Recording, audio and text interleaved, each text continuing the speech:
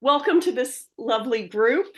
We'll get started on our first Members Connect of 2024 on Japan's long LGBTQ plus history, led by the lovely Professor Andrew Lear, a longtime IGLTA member and friend as Oscar Wilde tours. And this is a particularly exciting lecture that he's going to share with us today because it kicks off a year of promotion for our first ever IGLTA Global Convention in Japan, coming October 23rd to 26th to Osaka. So without further ado, I will wave to Shintaro, who is here, who is actually the man who really led the big charge to get this convention to Osaka. So thank you so much, Shintaro. It's great to see all of your dedication and hard work pay off. And we look forward to seeing you and Andrew in Japan in October. Andrew, take it away. Thank you so much, Luann, and thank you to the IGLTA and indeed to Shintaro as well, and Tatiana. Today I'm just going to give a quick talk about Japan's LGBTQ plus history. I've thrown up a couple of images. One of the things that drives me crazy as a gay historian is that when we talk about LGBTQ plus history, we literally always talk about the West. In fact, there's a very strong tendency to talk about the United States almost exclusively, and then occasionally bring in maybe England and France and a drop of Germany. Even like Italy gets ignored. Forget Asia. But in fact, in Asia, there are some very long countries that have really long, rich, well-documented LGBTQ plus histories. And I'm just going to start by mentioning a couple of other ones. Among them are India and China. In India, what's particularly strong is there is a traditional third sex in India called hijras, and I've got a picture of some of them over here on the left. India being a large country, there are several million of these people, so it's actually a very big group in world terms. And also has an extremely long history. They're mentioned in both of the main Indian epics, the Ramayana and the Mahabharata, and therefore have been a part of Indian society for a very long time. We talk about phenomena like this in the West. People mostly don't mention them, which is really absurd. Similarly, Chinese LGBTQ plus history gets completely ignored, whereas in fact, China had a long tradition, particularly of male-male relations, famously the relations of a number of emperors, and indeed sort of semi-legendary emperors. So this is something that has a kind of legendary weight in Chinese culture. One of the stories with which it's associated, I've given you an illustration here, is Emperor Ai, was one of the Han emperors around the time of Jesus Christ. Ai had a lover who, I know here he's presented as if he were a baby, like he's sleeping, he's this little kid, but he wasn't a little kid. He was a minister in general, so he might have been a little younger than the emperor, but not very much. And once, supposedly, when Dongzhan was sleeping, the emperor needed to get up for something, and he didn't want to disturb Dongzhan, and so he had his servants cut the sleeve of his robe off so that he wouldn't move his sleeping lover. And thus in Chinese, even today, gay relations are referred to as the love of the cut sleeve. And that's for Emperor Ai Han. But Japan is actually the chair among these countries. Let us move on to Japan. Japan has a very long and very well-documented LGBTQ plus history. And in this case, it isn't, in many countries, that's really all we're talking about is sort of male, something between G and B, right? But that's not actually true in Japan. We have a lot of, at least some information about all kinds of different gender and sexuality issues in Japanese history, with some strong emphasis on male-male relations. And here I've given you one of the, so Japanese art of the 17th really the whole past until the 19th century, is very frank about sex. And so I'm giving you one of the images that doesn't have any sex going on in it. I figured we gotta keep things clean here. This is a picture of one of these very typical of Japanese culture relationships between what's officially an adult man and an adolescent youth. The age difference may not be all that big, but it's very clearly demonstrated because in Japanese culture, traditionally, each age group had specific ways they were supposed to dress and would treat their hair. And so the adult man here has a shaved pate, which is what how adult men treated their hair. And the youth instead has this very funny hairdo. It's kind of a comb over.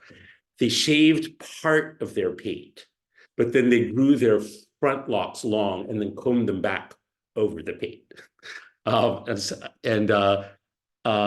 this is, very clearly portrayed as one of these relations between an older man and a younger man, like in ancient Greece, right? Similar, but the age relationship might actually not be that distant. So I'm just giving you a few key words over here on the left. These are words that are not used in the modern world. I'll give you some of those later, but the adolescent youth is called a wakashu. And what's more or less has to be translated, the way of you, this wakashudo, is the sort of the Japanese traditional equivalent to what we would call homosexuality, often shortened to shudo.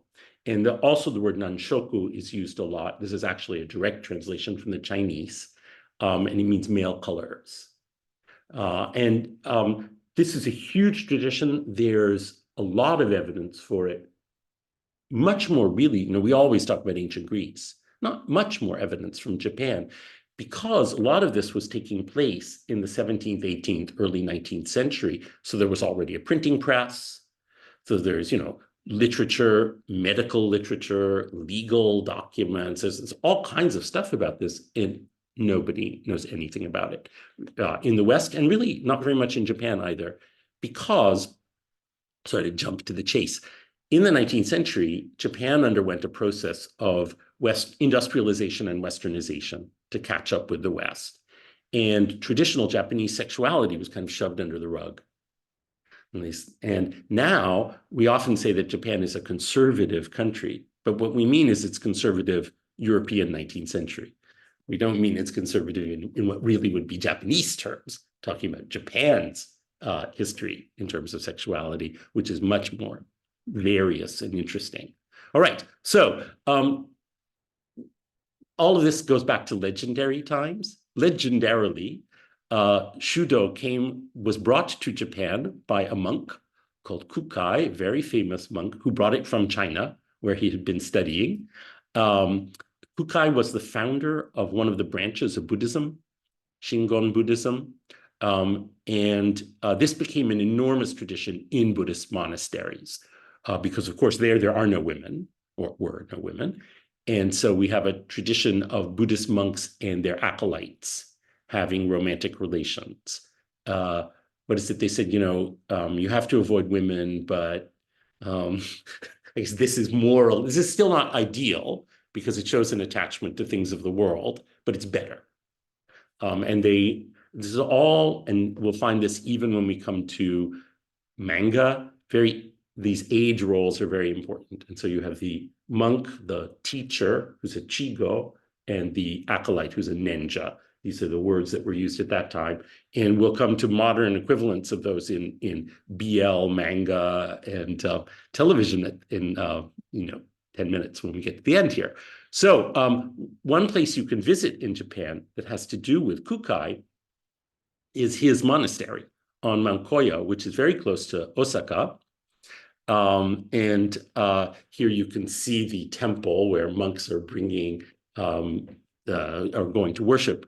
So Kukai, you can either, I guess you could say you're going to go to his tomb, or you can say you can go to where he is resting in eternal contemplation, which would be the Shingon version of what Kukai is doing at Mount Koya. But it's a really beautiful place as well, as I think you can see. So as what in our world in the West is the Middle Ages moved on, this tradition spread out into Japanese society. So Japan was very dominated for a long time period by what we would call warlords. It's very like feudal society in the West. And the warriors, of course, we all know the word samurai, or samurai, and the samurai were mostly educated by Buddhist monks, and their younger brothers became Buddhist monks. And so there was this very close relationship between the world of this very military upper class and the Buddhist monasteries. And so I suppose the sexual customs of the monasteries became the sexual customs of samurai as well. And this is just a great example. The illustration doesn't really have much to do with our theme, but it is of a person who has to do with our theme, who is Oda Nobunaga.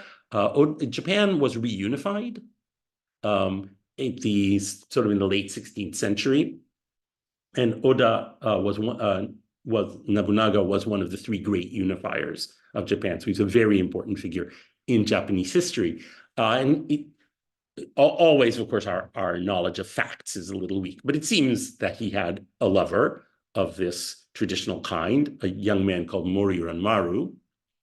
And just to give you an idea of the tone of this, it's very like Achilles and Patroclus in the Iliad. It's all about we'll win the battle together. If you get killed, I have to commit suicide because I allowed you to get killed. It's quite blood-soaked, the whole thing. So Oda Nobunaga was on his way somewhere, and he stopped at a temple in Kyoto, which is an earlier version of this temple, the Honnoji temple in Kyoto, where he was participating in a tea ceremony. But sadly for Oda Nobunaga, he was betrayed by one of his generals who led a force to take him at the temple. So, of course, initially they fought off the force, but they see that they were losing. So Oda had to commit suicide, right, by the traditional form of seppuku, like cutting open his gut, because he was dishonored by losing. So Mori, his boyfriend, led the troops to hold off the enemy so that Oda Nobunaga could commit seppuku in peace. And then there are various versions of what happened next. But what seems happened is he then lit the temple on fire and burned himself and his troops all to death so that the enemy couldn't take Oda Nobunaga's body. So I think, I know, wow. So what I said about this the first time I recorded something about it was, if that's not love, what is? There's a lot of self-sacrifice in battle thing. So, but that is not how this tradition evolved. So in the 17th century, under the Tokugawa government based in Tokyo, this is the period of Japanese history we call the Edo period, and lasts until the reestablishment of the empire in the 19th century, or the real reestablishment of the empire. Cities grew up, and Japan to a certain extent, society was demilitarized. The samurai lost a lot of their importance, moved into cities, and then kind of urban culture developed in Japan, based very much on a commercial, a kind of commercial world, almost a bourgeoisie, which did not, however, have much status compared to a bourgeoisie in the West. They were very much snubbed by the upper classes, but running an economy. And I guess you would say that they just fell into imitating the customs of the aristocracy, so that this kind of relationship that was so popular among the samurai became a big deal in these new cities. But I should say that in general, there was a kind of world of very hedonistic pleasure life taking place in the cities, specifically in established official pleasure quarters, what we might call a red light district. But they're a little bit between a red light district and Disneyland, because there was all the cool things were going on in the pleasure quarter. You had cherry blossom festivals and fireworks and dance spectacles. And around these things, there were tea houses. And in the tea houses, gentlemen, but also ladies, went to be entertained. And the entertainers, there were many different kinds of entertainer, including what geishas, that's the one we would know about today. But there were various levels, and various levels also sexual involvement. So I'm giving you a picture of this of instead one of the ladies who worked in, this is the Yoshiwara, which was the Yukaku, the pleasure quarter of Tokyo at the time, Edo. And it was famous for what in the West we would call courtesans. These are very elegant ladies who are, it's not like a prostitute. They're not available sex acts for a price. They're instead companionship in return for elaborate gifts. Now, whether that involves sex, yes, probably it does, but that's not where the emphasis is. And so this is and they're all over Japanese art of this time period. If you walk through any museum gallery and you see pictures of elegant ladies in kimonos, a lot of them are, these are called oiran, a lot of them are oiran. The non-modern eye doesn't probably distinguish an oiran from an upper class lady, but there's in fact, there are differences. One of them is that upper class ladies you can see them in their pictures, they wear just an elegant kimono, whereas oiran wear like 6 robes. They're like a clothing shop. And this oiran here she's got an outer kimono with cherry blossoms and fans. She's got an inner red polka dotted kimono. Then she's got a pink robe, which is like very fancy. Then she has a blue robe. She has a white robe. She just has so many robes. And also they're much more elaborate hairdos than elegant ladies. So like her hair is almost asymmetrical and it has like 7 different pins in it at some point.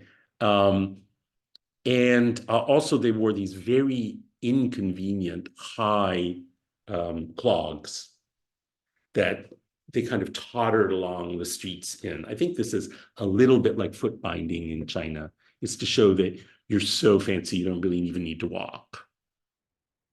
And I always think they're very often accompanied by their assistants. And I always think the assistant's main job is to keep them from falling over. Stop. Move a little to the left, move to the right, move to the left. And then this is so typical of Japanese society of this time. Everything is about you wear long sleeves, you wear this kind of sleeve. So Japanese ladies tie the kimono. I don't mean now. I mean, you can do this now, but it's not, there are other alternates now. But the kimono is tied with a sash. And for an elegant lady, the sash is tied behind you, which is typical of elegant ladies everywhere because it shows clearly that you don't tie your sash yourself. Right? It's tied for you. But for one reason or another, oiran wear their sash tied in the front. And it's always giant. It looks like she's carrying a sleeping bag in front of her. But that's, I think, because the artist has to really emphasize it. This is, what makes her, oh no, the other thing that makes her a sexy lady, by the way, this is very different from Western art, right? Where we concentrate on the curves of the body. Those are, of course, completely masked. But instead, you see the back of the neck. That's the sexy part of the body in the art of this period. Anyway, so this is, that's a large part of what's going on in the pleasure quarter. But there are also young men for sale. And what's very different about this culture from, say, ancient Greece is they also have female customers, right? But the adolescent boy is meant to be very beautiful. And I just thought I'd give you this. This is a pinup boy, and he's got the funny hairdo. You can see he has the shaved pate with a comb over, and he's playing a drum, which is or has a drum to play, which is one of the young men's skills that he's showing off. And these guys are everywhere in Japanese art of this period. I'm giving you one picture that I think is quite entertaining. This is just a whole illustration of many male geishas, because originally the first geishas were male. And these guys all have names in the illustration. This is like a collection of the male geishas, again, of the Yoshiwara in Kyoto.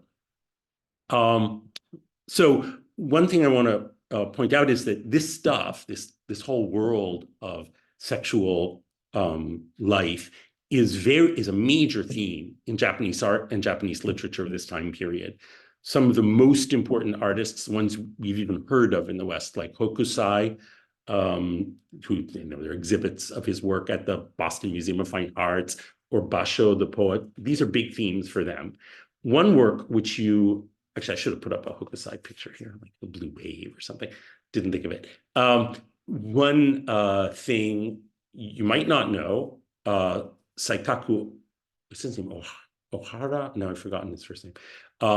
Is an author who wrote a book which is really key to our understanding of this whole kind of sexual world. It's called The Great Mirror of Male Love. And he, by the way, Osaka is a big theme today. He was from Osaka. He's buried in Osaka. You can still visit his tomb. And it's kind of fun to read his stories because he mentions many of the places, or stories are set in many of the places you might visit today in Osaka or Kyoto or Tokyo. And they're really not.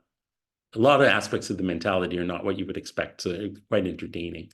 So this is another world where this stuff was very important. So part of the pleasure quarter world, in the world of prostitution and the arts and everything, it was the Kabuki theater. So the Kabuki theater originated as kind of sexy dancing in the 17th century, and it was originally performed by women.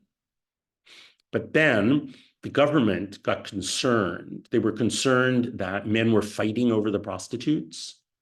And so they banned women from performing in the Kabuki theater. So then what they started doing was having wakashu, young men, play the women's roles, just as they did in the English theater of the time, right? But then men were fighting over them. So the government banned them.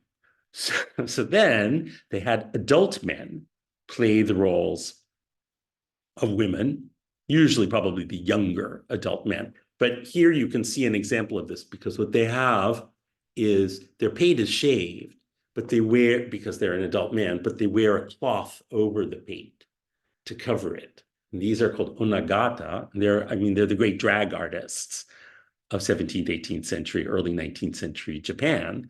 And they too were regarded as very sexually exciting and worked as prostitutes. And then the situation changed several different times about who was allowed to play the female roles in the Kabuki theater. But interestingly, a lot of the famous Kabuki plays are on Wakashudo themes, or have themes about that. And so this is something that's still, in a way, something you can really see stuff about in Japan today.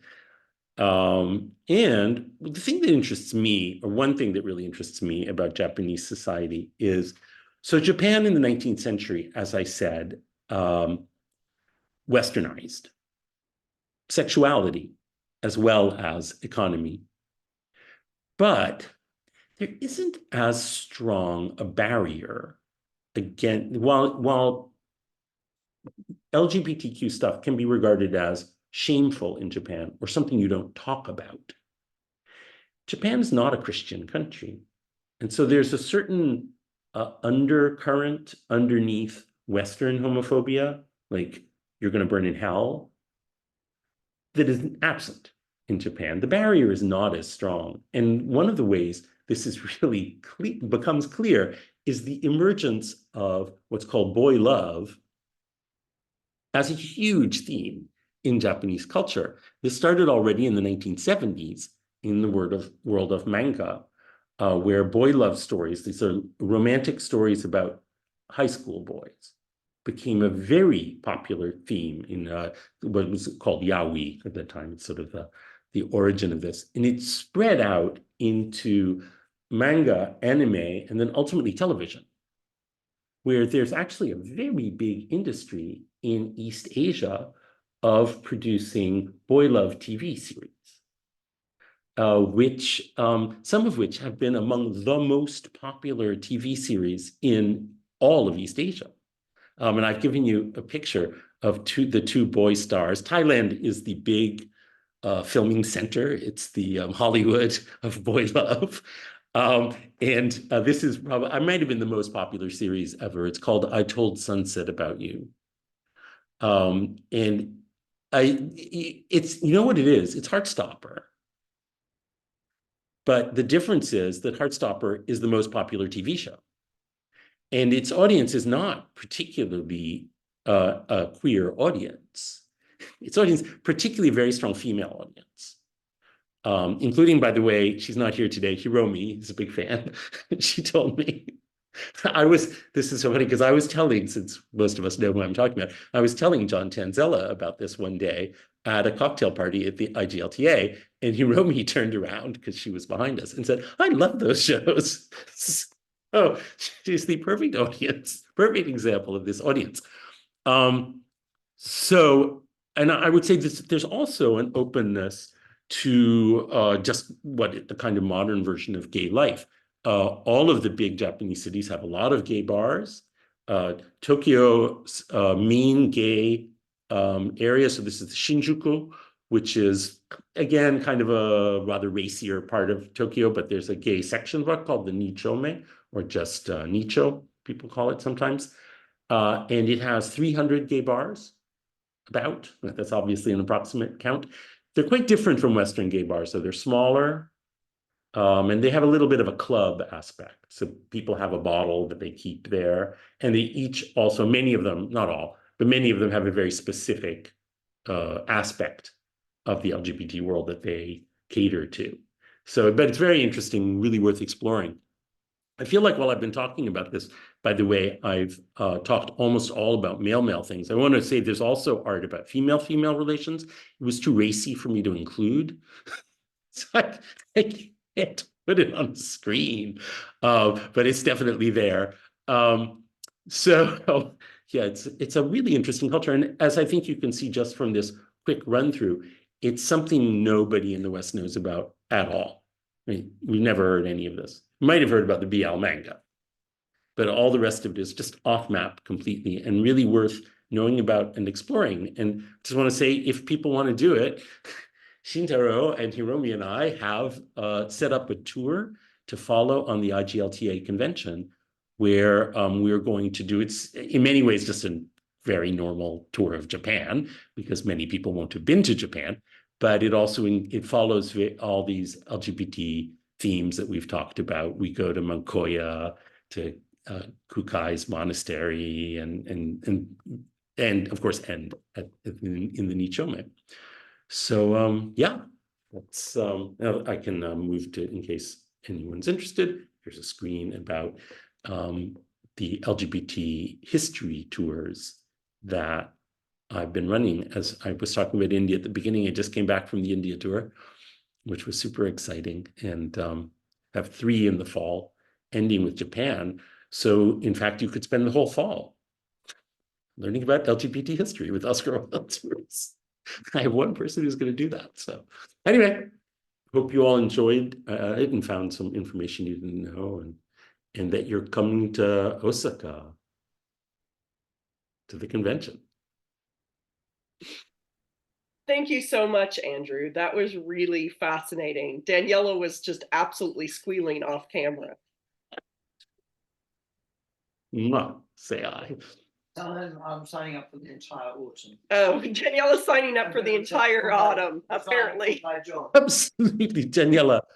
That would like make it into would move us from excellence to paradise. Please go. Hi guys. Hello. It was wonderful. Thank you so much. It's wonderful to see you. Well, we will make it our mission to rally the troops in larger turnout for installment number 2 of this, Andrew. Thank you. But it's really such interesting information. We'll make sure that the whole team sees it too, because certainly I didn't know about 95% of this. Seriously, there are only 2, maybe 3 books about this. It's really understudied as an area. I mean, I should say that this is only a few days after the convention, one of the main scholars in the area, a British scholar who has the extremely British name Timon Screech. Yes, that's not a name an American could have. Anyways, of course, he's normally known as Tim, but is going to give a lecture in Kyoto to our group about this whole history. So he's been very helpful at setting up the tour, finding places we could go. So yeah, but Timon, there's one guy at Columbia and one other book by someone I don't know called Gary Lloyd. And that's it. It's really the contrast to something like ancient Greece where we have, a section of the library about it. It's really strong. So yeah, it's cool for people to find out that these things took place in many places. No, absolutely. We are everywhere. We are everywhere. That is it. Yes, that's right. All right, everyone. Well, it was very nice to see your faces. And have a great day. Right. You too. Ciao. Bye, Luann. Bye. Thank you all for joining us. Bye, Shintaro. Bye.